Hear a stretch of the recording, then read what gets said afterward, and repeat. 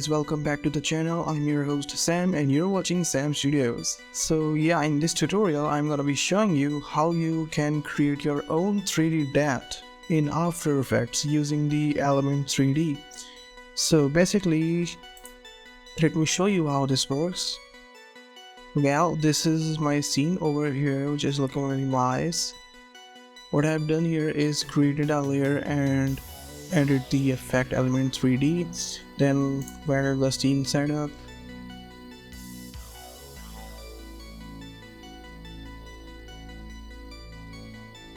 You can see that I have created this whole ground in sky over here. So basically what I did over here is just I used some of the several of the 3D models and placed them and created a whole environment of mountains and desert along with some abandoned buildings in order to give it a look of an apocalyptic city. So after that I just clicked OK, and there you go, you have the scene, you created your own camera, and this is going out of the tutorial.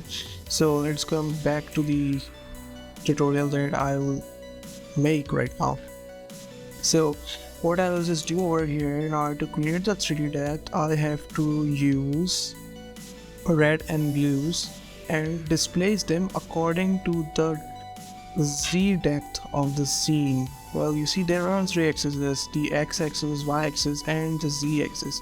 So yes, I'm going to displace the red and blues in the Z depth, in the z-axis, so that whenever you wear the anaglyph glasses, you will have that 3D effect working properly.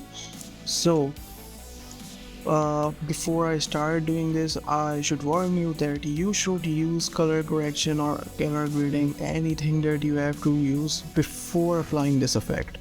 So it's just like after you finalize the work, then you will go ahead and create it into 3D.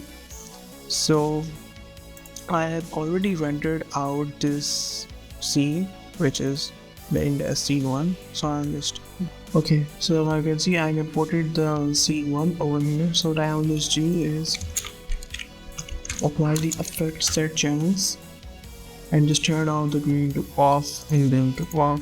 So you can see this is the pure red. So now after that I'll just duplicate this layer and inside this change the red to off. Off. Yes. And change this blending mode to screen.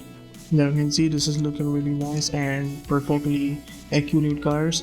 Now what I will do is I will just use the displacement map. Okay, now here comes the best part. Just switch off these layers and go back to your main model.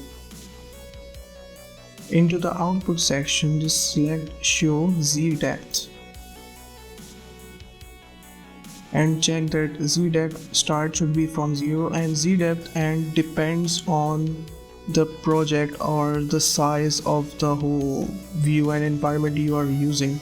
So according to me, I've set this 1200, but if I set this to a higher value like 3000, then I will have a 3D effect at a large magnitude.